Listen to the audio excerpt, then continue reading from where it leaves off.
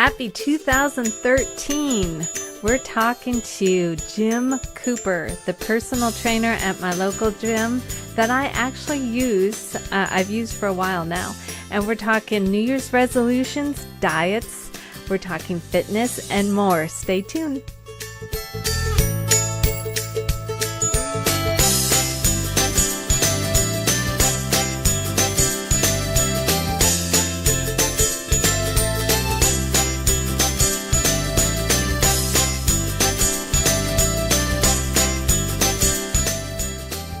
Hi, and welcome to GFree and Happy show that happens every Monday night at 7 p.m., 7 p.m. Pacific Standard Time, 10 p.m. Eastern Time.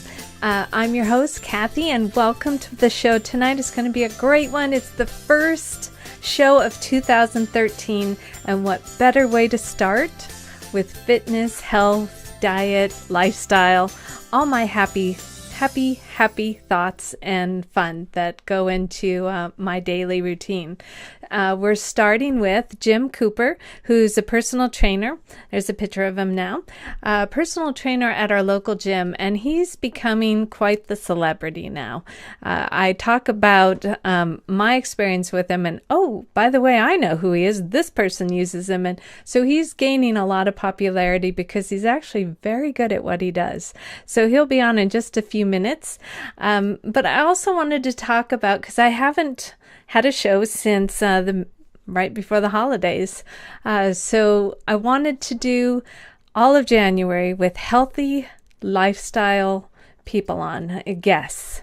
And so our whole January is packed with fun, happy, healthy tips for all of you. One of them's a paleo person that does cookbooks for paleo lifestyle. One's gluten-free medical nutritionist, and the other one is a mother who lives in New Jersey with 5 kids and started a gluten-free muffin business. So we'll be talking to all of them this month. And to start it off, each time I do a show now, I'm going to show some of my favorite things that I love that are gluten-free. So hopefully all of you have tried this. This is my favorite before, because we're talking workouts today. This is before I work out. What, this one? I have a Zing bar. And if you haven't tried a Zing bar, you need to. It's so yummy, and it's actually really good for you too. It's made by 3 nutritionists that started the business, and they're gaining popularity. It's the ingredients are too small to read, but if you go on zingbars.com, this one here is a coconut, and I have some of this every time I work out. My local store has peanut butter or coconut, and I love the coconut one. If I have a bite, my teeth will turn black, so I'm not going to right now. I'll have one afterwards. But I recommend this yummy bar. It's my favorite. And Jim will talk about, actually he's on our blog, GFreeandHappy.com. He's my guest blogger, and I will be having him on throughout this year. So please check out his blog. It talks all about what you should be eating before you work out and some of the other tips. So I think that's it. I think we're going to start talking to Jim. Are you ready, Jim? Hello, Jim. Let me tell. Hello. Jim is actually a personal trainer at my local gym, and I've used him because I stalked him basically at the gym. I would look and see, because it's very personal when you use somebody that's going to show you how to work out. We're showing pictures of me and you working out at the gym. But it's a very personal experience, and you have to kind of understand who's going to be training you or who's going to be helping you out. And I watched how you did, I think it was boot camps, and how you talked to the women that were in your boot camps. Did you have any men in your boot camps? No, I have not had a man in the boot camp yet. So, and I think that resonated to me because the other trainers had men, and, you know, I'm not a man.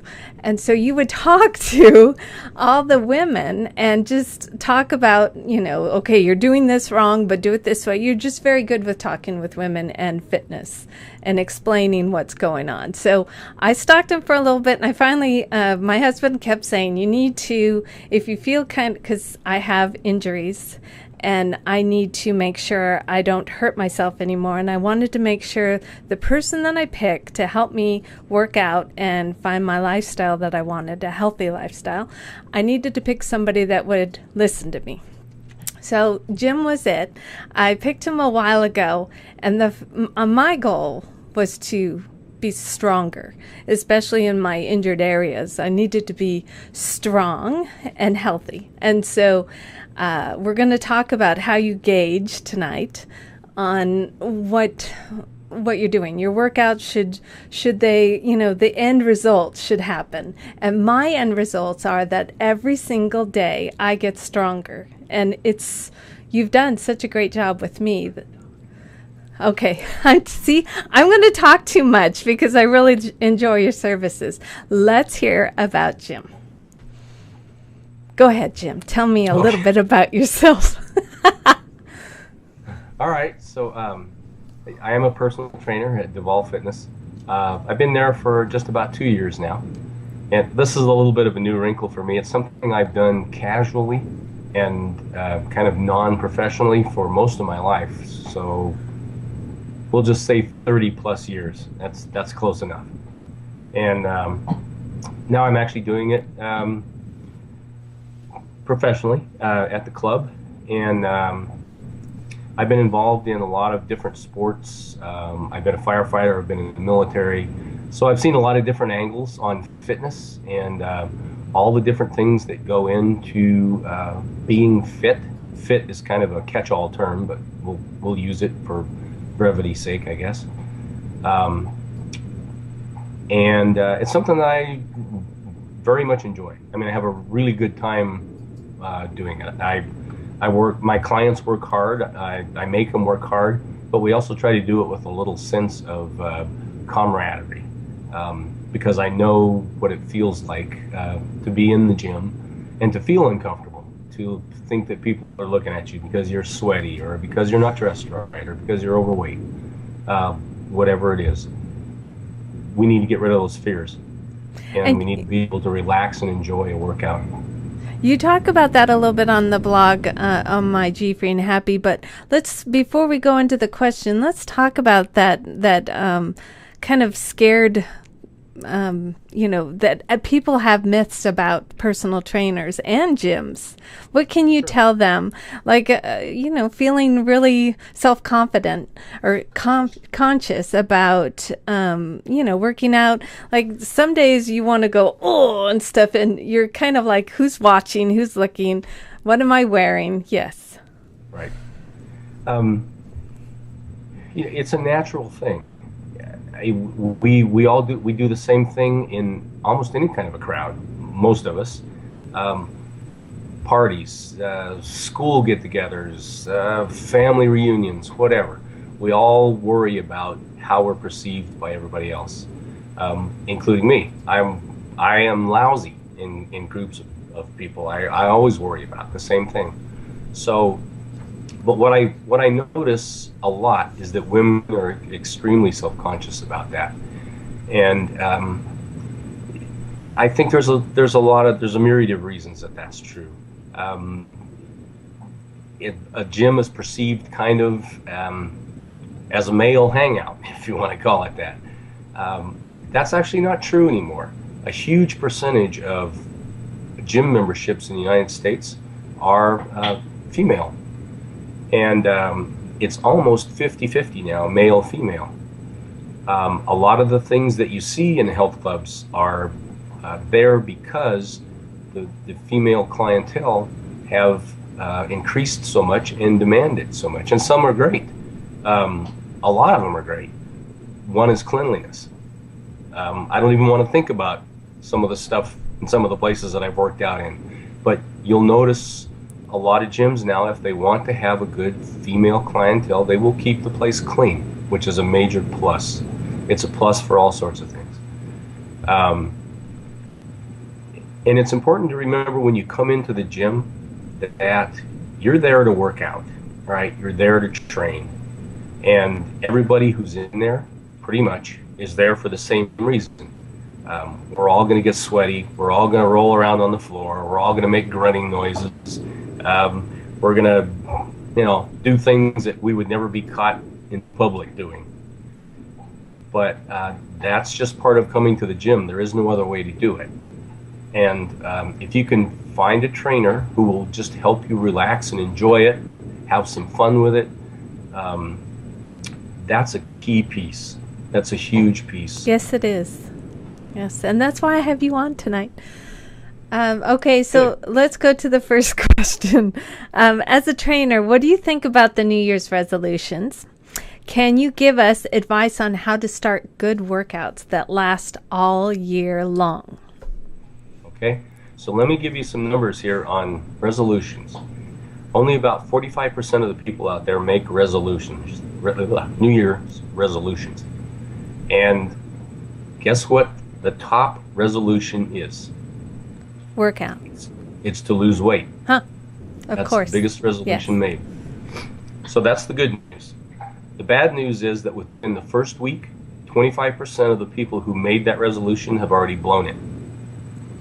Within the next 6 months, 60% more will fall off. So my advice is don't make resolutions. Do not make a New Year's resolution. Make a lifestyle change. I love that, yes. A resolution sounds too fleeting and too temporary, right? Basically saying, I'm going to try to do this. Don't try. Make the change. Just decide to do it and do it. You don't even have to wait till New Year's. Most of the people that I've talked to who've been successful at it don't do it as New Year's resolutions. They do it because they went to their sister's wedding, went to put on their favorite dress and it didn't fit. Or they saw a picture of themselves in the mirror naked when they got out of the shower. And they said, oh my God, I have to get to a gym tomorrow. Exactly. Those are the things that really make an impression. Just making a resolution and saying, okay, I'm gonna eat better. I'm gonna lose weight. Well, that leaves the door wide open. There are so many ways to get out of that. The goal isn't specific enough. What do you mean by lose weight? Are you going to lose 10 pounds, 15 pounds, 20 pounds? You're going to lose half your body weight? Lose weight? Are you going to lose muscle? Are you going to lose fat? So it's not specific enough. And that we're going to talk about too. But what's good advice to keep the momentum going? Not just the lifestyle, but every month do we want to? Is there a goal we want to set that's for specific parts, or just the whole lifestyle? What you want to do is set small, achievable goals. So if you get up Monday morning and you say, okay, today I'm going to eat chicken and broccoli, and I'm going to run 10 miles, and I'm going to go to the gym, and I'm going to get 8 hours of sleep, and I'm going to drink lots of water, and I'm going to start today. Well, you overloaded yourself. There's probably not a chance that you will get all that done at one time to start with. So the best way to do it is to start it in phases. Achievable small bites. It's the old thing, how you eat an elephant, one bite at a time. That's how you get into this lifestyle. Pick something that you want to start with. Maybe you start with your diet. Maybe you say, okay, I'm going to clean up my diet. I'm going to start eating more protein. I'm going to start eating cleaner carbs, more lettuce, more vegetables, more fruit. I'm going to cut out those things that I know are not good. Too much alcohol, too many simple carbs like cookies, crackers, bread, too much sugar. I'll start there. And let's talk, and let's talk about that weight loss too that everybody wants to do. How do you, when you talk to your clients and you say, and they tell you their goals, do you tell them, okay, we're going to get on the scale every week and we're going to look at your weight, give me your weight, tell me your weight? How do you do The, that? How do you the gauge? scale, the scale and your weight is probably the least important piece of the puzzle, believe it or not.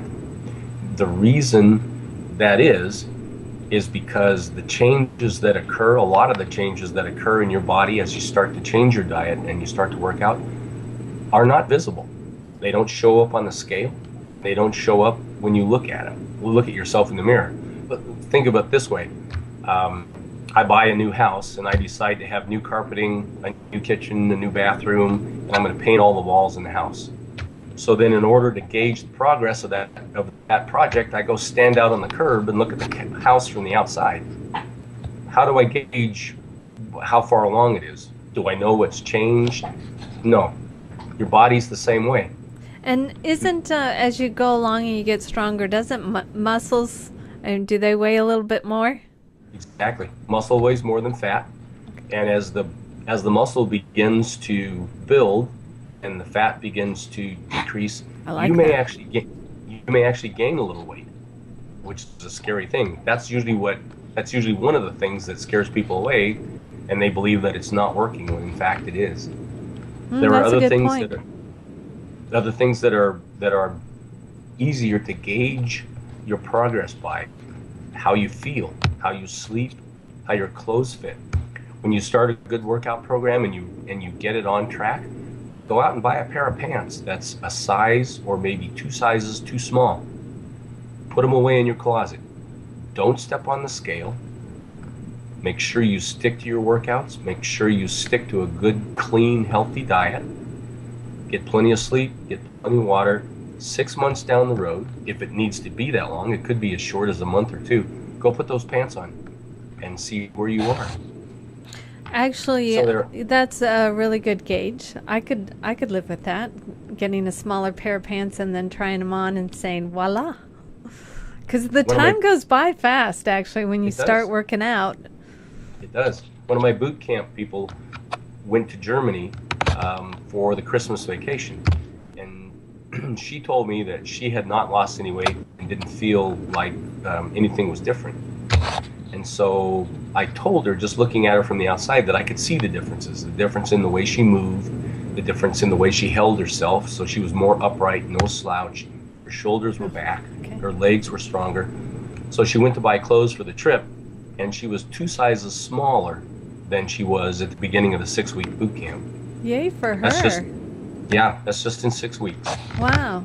So it's a gradual change, and you may not see it, and the scale may be the very last place you see it. So stay off the scale. Take Well, your scale, put it in the closet. the one we have at the local gym too is like right in the middle of the whole thing. It's like Yeah. who wants to get on that scale? It's right in front of everybody. That's because we are all conditioned to believe that we have to know how much we weigh in order to lose weight, be healthy, and follow a certain lifestyle. You actually don't. I like Um, your way of thinking. weight is the least important piece of the puzzle. Nice to hear that. Yeah, my mom is a huge scale person, so I grew up with that. So it's nice to hear that. I'd rather look at the genes than at the scale. Sure. Yeah. The other thing to remember too is when you first go on a diet, especially if you're not very, very careful, your body will actually burn muscle in preference to burning fat. It's a survival mechanism. It's Yeah. very deep in our cortex in the brain, because the body knows that when times are bad, fat has more nutrition and more calories and the ability to sustain life longer than muscle tissue does. Hmm. So it figures, all right, if I'm going to starve to death, if you're not going to give me the food I need, I'm going to start to burn muscle. I'm not going to burn fat. I'm going to save the fat, because when things get really bad, I'm going to need it. That's an automatic reflex, as Very odd good. as it sounds. Yeah, it is. It's really odd if you ask me, but yeah, I could see. Um, let's see what your favorite workouts are. What is some of the workout recommendations you love the most? Um, I am, I like to use weights.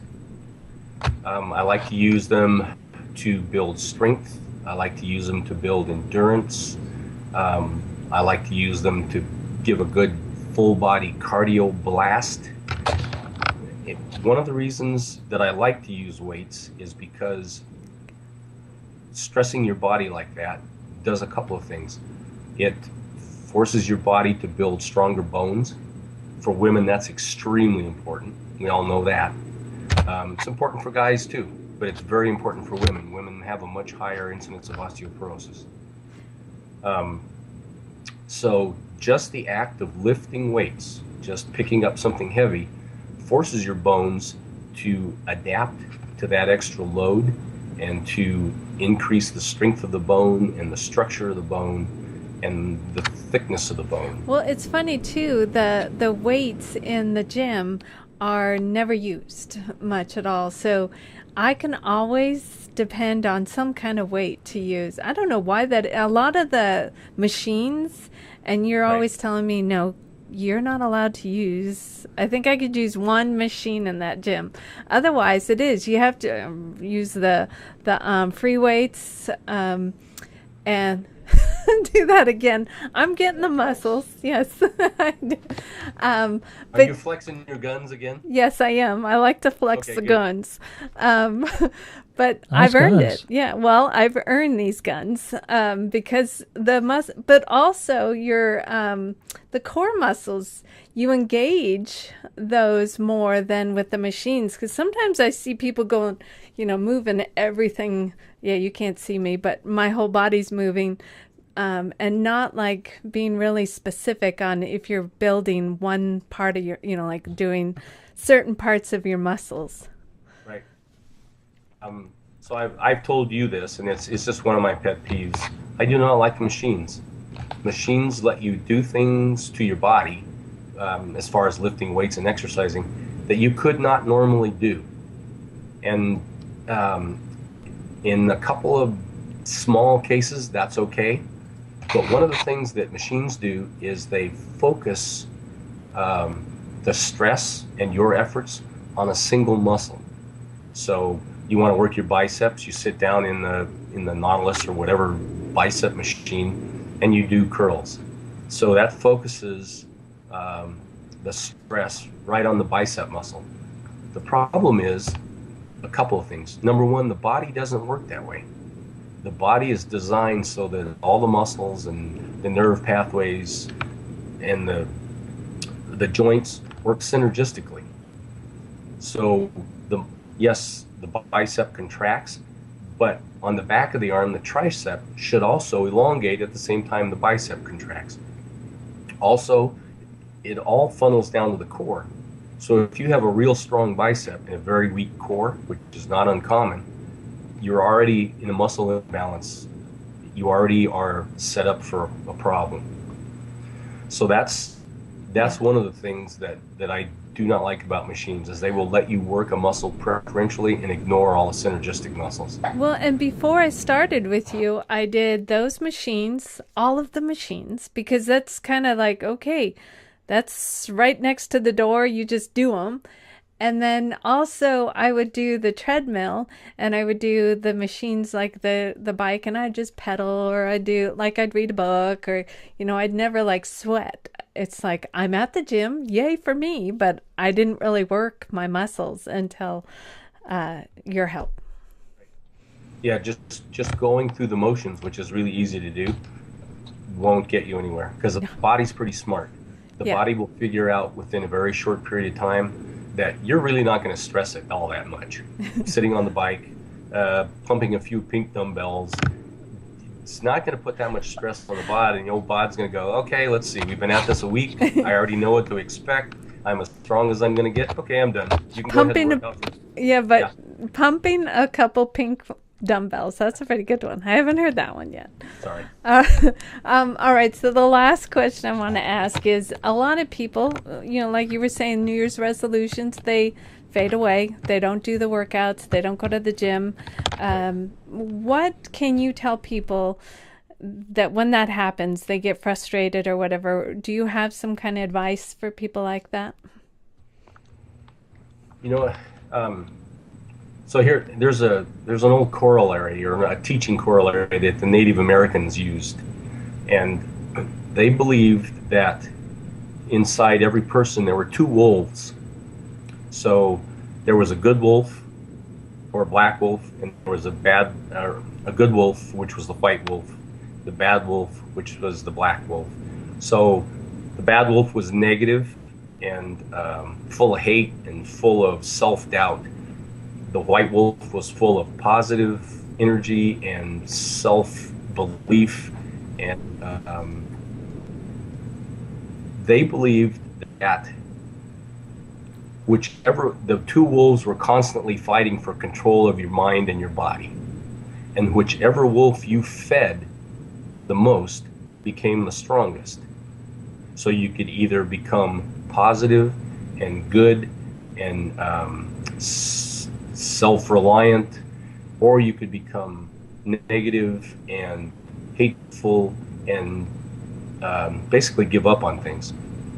And when they say it depends on which wolf you feed, the food for those two wolves is your thoughts. What do you think? How do you think? When you start something, when you start your workout, you go, wow, this is hard. I can't do this. Or here we go. It's New Year's, another resolution. This will probably last a week or two. Your thoughts take over. They do. If you have negative thoughts, if you're thinking negative thoughts, or if you have other people planting negative thoughts in your head, you'll never make it. You might as well give up now.